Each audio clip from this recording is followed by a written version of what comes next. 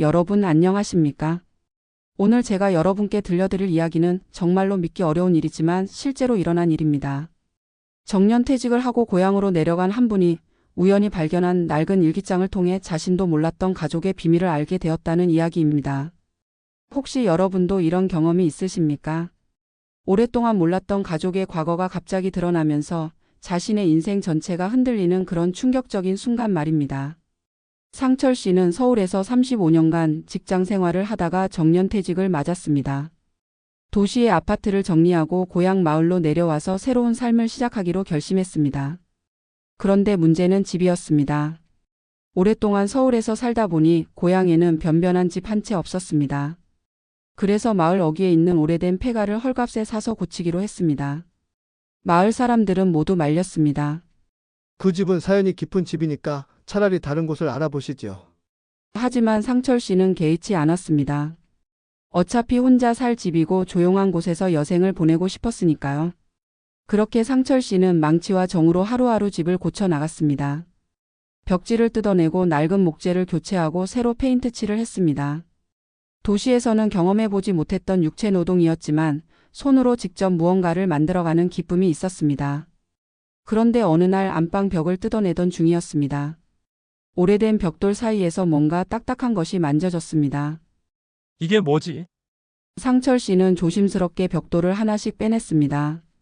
그리고 그 안에서 작은 보물상자 같은 것을 발견했습니다. 상자를 열어보니 그 안에는 낡은 일기장 하나가 들어 있었습니다.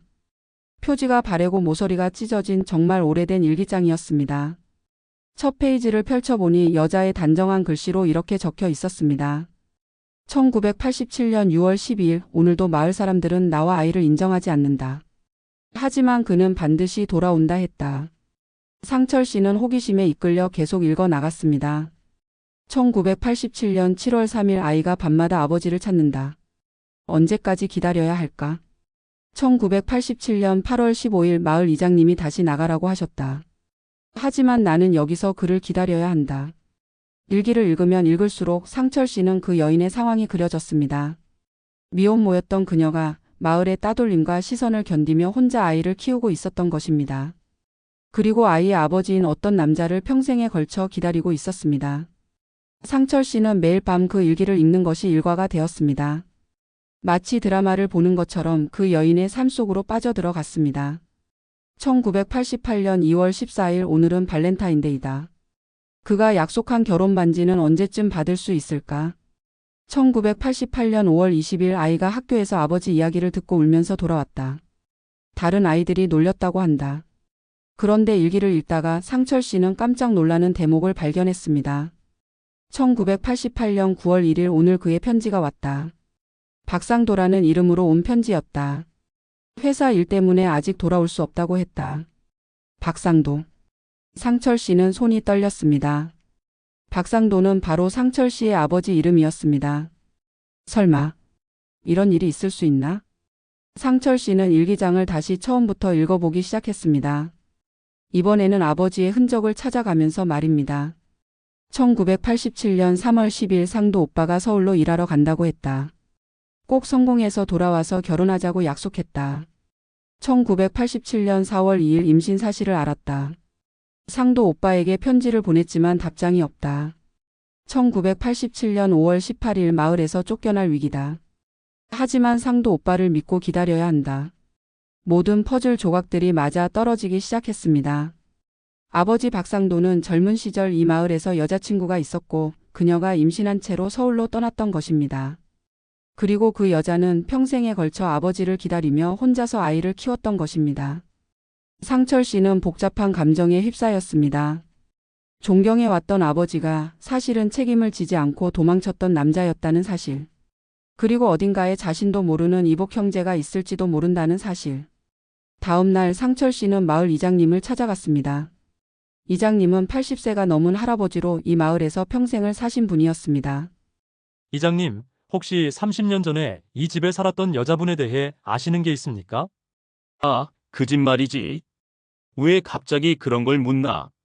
사실 집을 고치다가 일기장을 발견했는데 거기에 제 아버지 이름이 나오더라고요. 이장님은 한참 동안 상철 씨를 바라보더니 깊은 한숨을 내쉬었습니다. 그래, 이제서야 알게 됐구먼. 사실 그 집은 내 아버지가 평생 숨기고 싶어 했던 곳이었지. 박상도 내 아버지 말이야. 젊은 시절 이 마을에 와서 일하다가 순자라는 여자를 만났지. 그런데 순자가 임신하자 상도는 갑자기 서울로 올라가 버렸어. 순자는 그를 믿고 몇 년을 기다렸지만 결국 상도는 서울에서 다른 여자, 그러니까 내 어머니와 결혼했지. 상철 씨는 머리가 띵해지는 것을 느꼈습니다. 그럼 그 순자 씨와 아이는 어떻게 되었습니까? 순자는 마을에서 버텨보려고 했지만 결국 견디지 못하고 아이를 데리고 어디론가 떠났어.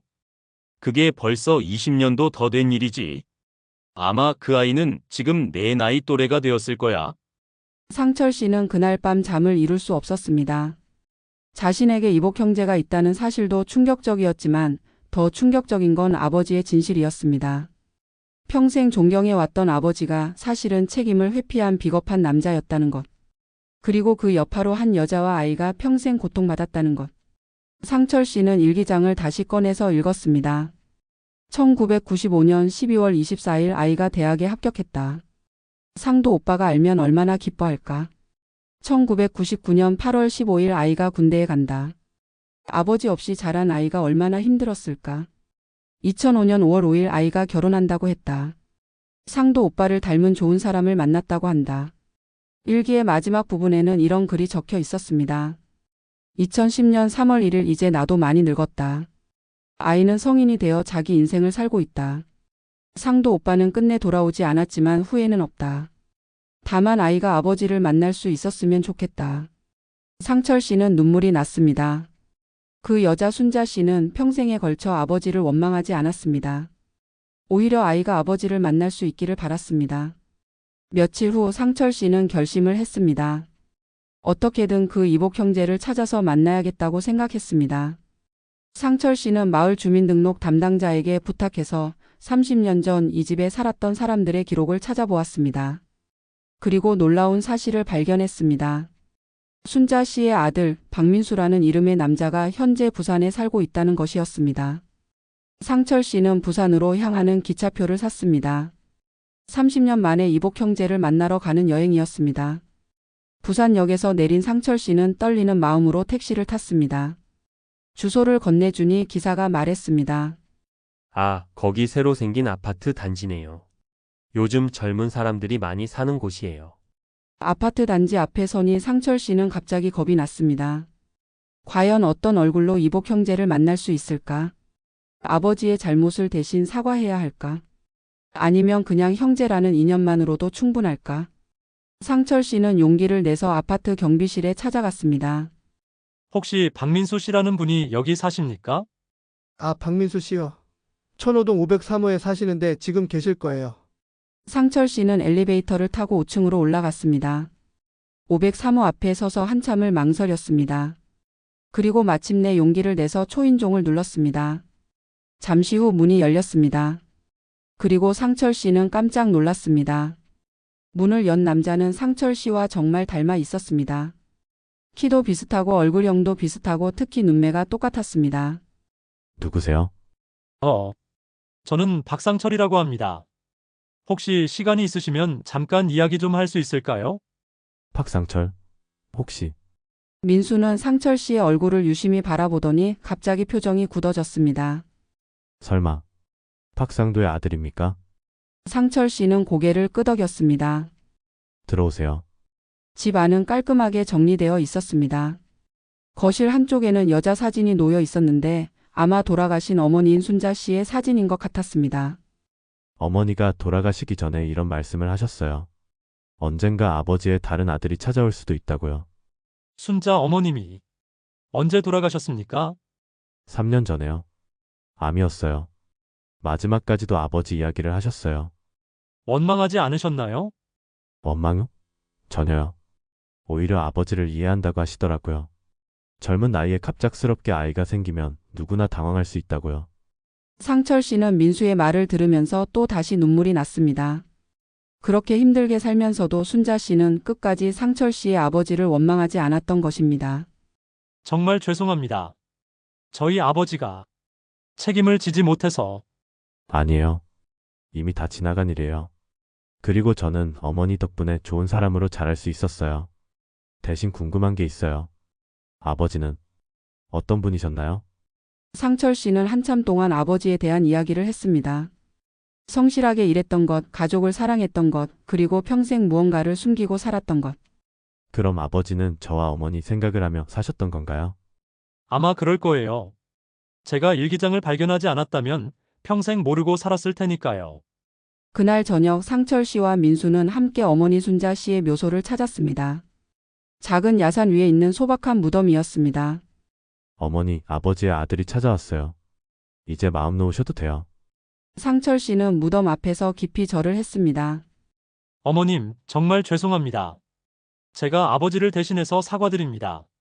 그리고 두 형제는 묘소 앞에서 오랫동안 이야기를 나누었습니다. 서로의 인생에 대해, 가족에 대해, 그리고 앞으로에 대해.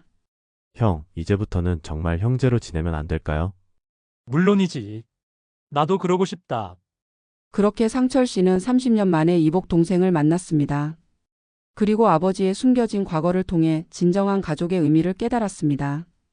몇 달 후 상철 씨는 시골집 리모델링을 마쳤습니다. 그리고 그 집에서 민수와 함께 살기로 했습니다. 민수는 부산의 직장을 그만두고 형과 함께 시골에서 새로운 삶을 시작하기로 한 것입니다. 이 집에서 어머니가 우리를 기다리셨으니까 이제는 우리가 이 집을 지켜야 할 것 같아. 네, 형. 어머니가 좋아하실 것 같아요. 그들은 집 한쪽에 작은 제단을 만들어서 순자 씨의 사진을 모셨습니다. 그리고 매일 아침마다 인사를 드렸습니다. 어머님, 오늘도 좋은 하루 되세요. 어머니, 형하고 잘 지낼게요. 이제 그 집에는 웃음소리가 들렸습니다. 30년 동안 고요했던 집에 마침내 가족의 따뜻함이 찾아온 것입니다. 상철 씨는 가끔 생각합니다. 만약 그날 일기장을 발견하지 않았다면 어땠을까?